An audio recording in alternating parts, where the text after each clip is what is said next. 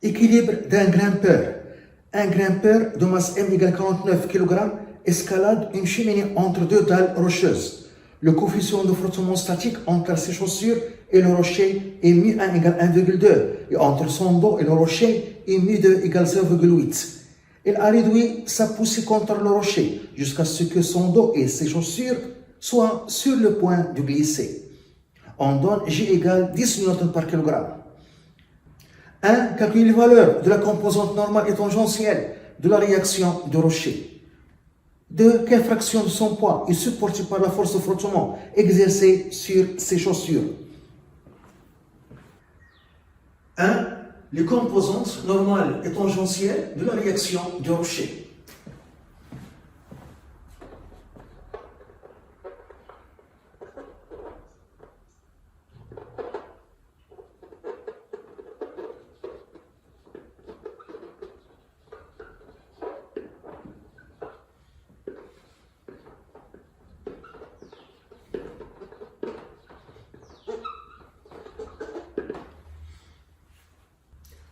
Le chemin, le grimpeur est en équilibre entre deux dalles, 1 et 2 rocheuses. Il est soumis à 3 forces. Son poids P, la réaction R1 de la dalle 1, la réaction R2 de la dalle 2. Puisqu'il est en équilibre, on applique les conditions d'équilibre. Les droits d'action de ces 3 forces sont coplanaires, appartiennent au même plan qui est le plan du tableau et sont concurrentes, se coupent au même point, passent par le même point. La droite d'action de poids P, la droite d'action de R1, la droite d'action de R2 sont concurrentes. Et la somme vectorielle des vecteurs force est nulle. Ici, on a décomposé la réaction R1, exercée par la dalle 1, en 2 composantes. Une composante tangentielle, R1T, qui s'oppose aux chutes et qui représente la force de frottement. Et une composante normale, R1N, perpendiculaire à la surface de contact et qui empêche la pénétration des chaussures dans la dalle 1. La même chose ici pour la réaction 2 a été décomposée en 2 composantes. Une composante tangentielle qui s'oppose à la chute et qui représente la force de frottement.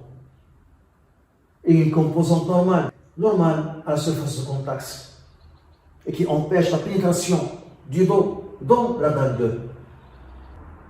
On peut dire que le grimpeur est en équilibre et soumis à 3 forces, P, R1 et R2, ou bien il est en équilibre et soumis à 5 forces, après avoir décomposé R1 et R2. P, R1N, R1T, R2T, R2N. Puisque le grimpeur est en équilibre, on écrit la somme des vecteurs force est nulle. P plus R1 plus la réaction R2 est égale à 0.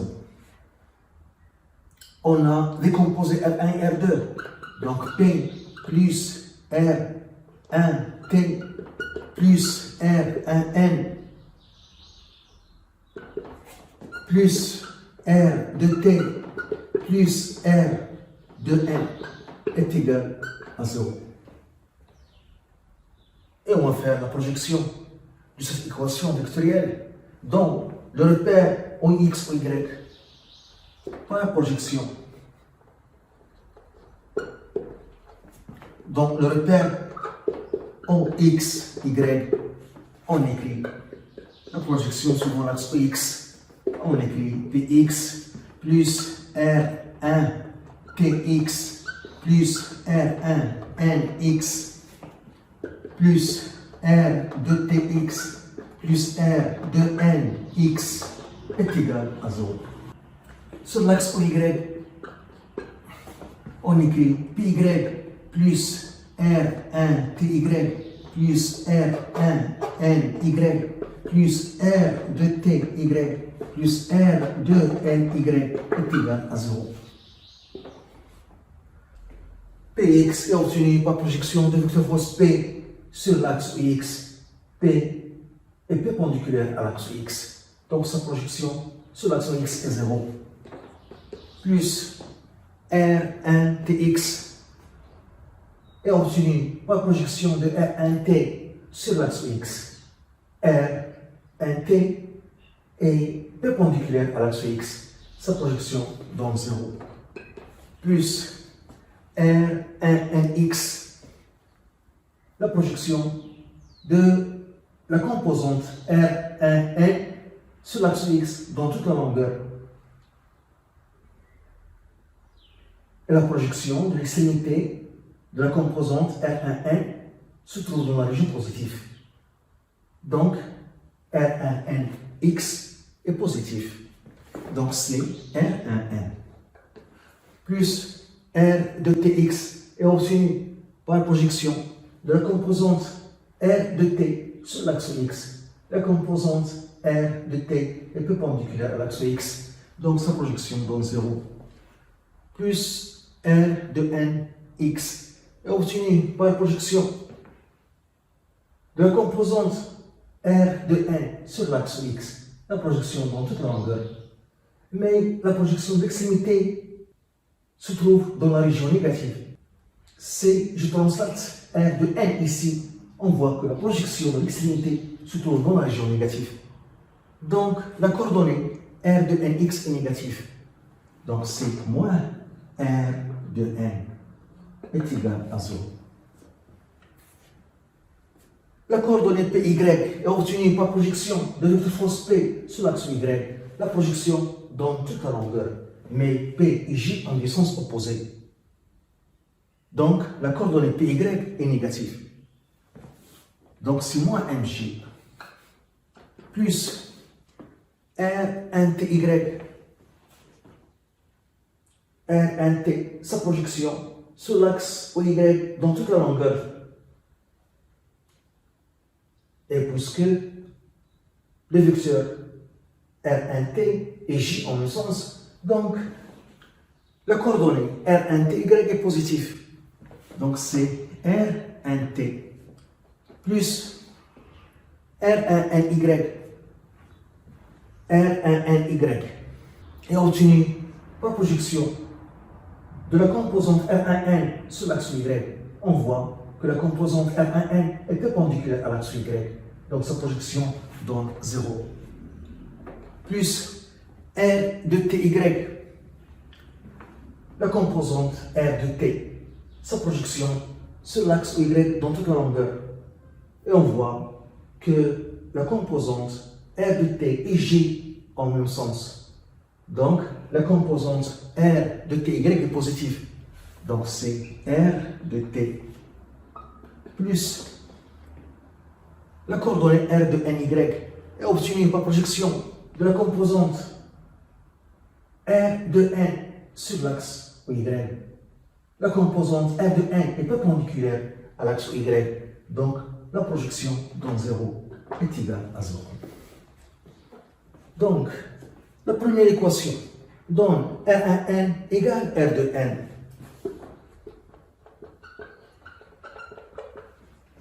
Et la deuxième équation donne R1T plus R de T est égal à M fois J. On a dit dans les données que le dos et les chaussures sont sur le point de glisser.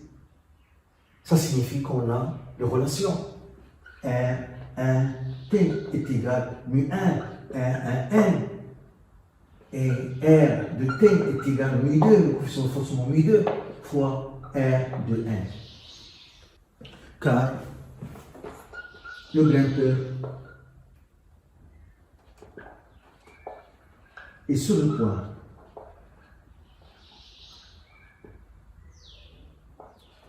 de glisser. Après, je remplace ici R1T par son expression et R de T par son expression. Et par suite,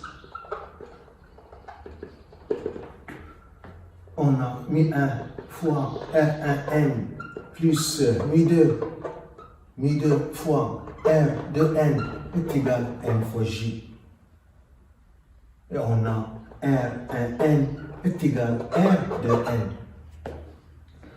Donc, mu1 fois R1N plus mu2, le coefficient de frottement, fois, je remplace R de N par R1N est égal à N fois J. Je factorise par R1N. Donc R1N facteur de mu1 plus mu2 est égal à N fois J. Donc R, la composante normale R1N est égal à N fois J sur mu1 plus mu2. Application numérique R1N est égal à la masse 49 kg, J10, mu1, 1,2, mu2, 0,8 égale.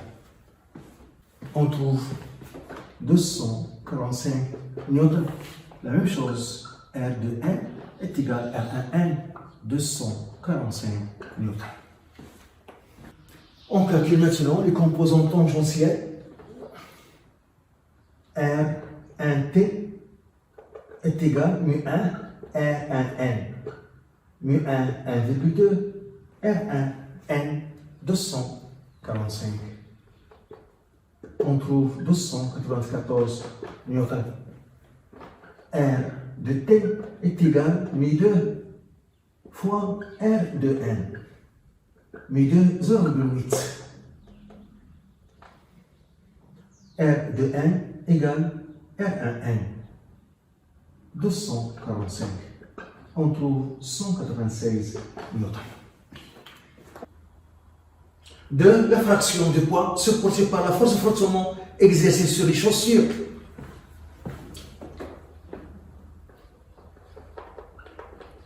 La fraction du poids supportée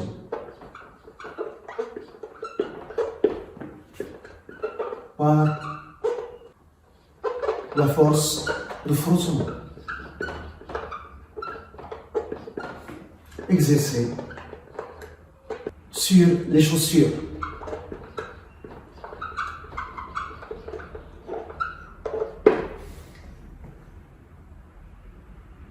L'intensité de la force de frottement exercée sur les chaussures, CR1T, est égale à 294 newtons.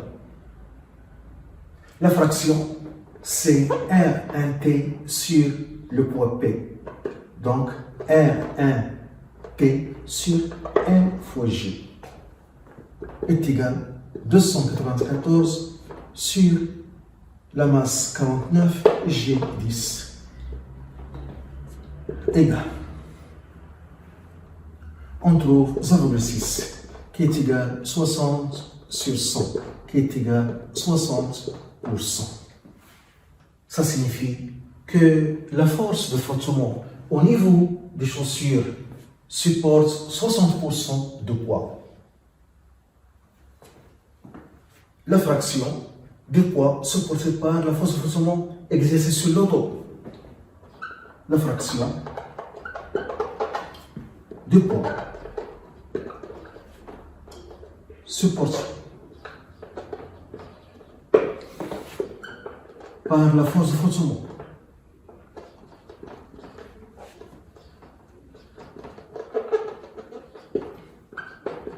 exercée sur le dos.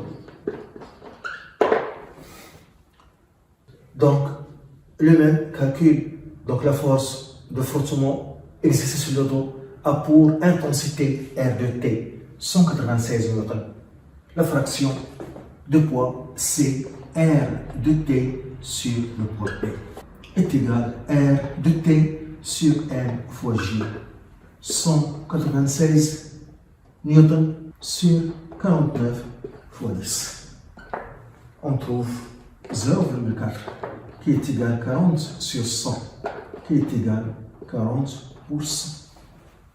Ça signifie que la force de frottement au niveau du dos supporte 40% de poids du grimpeur.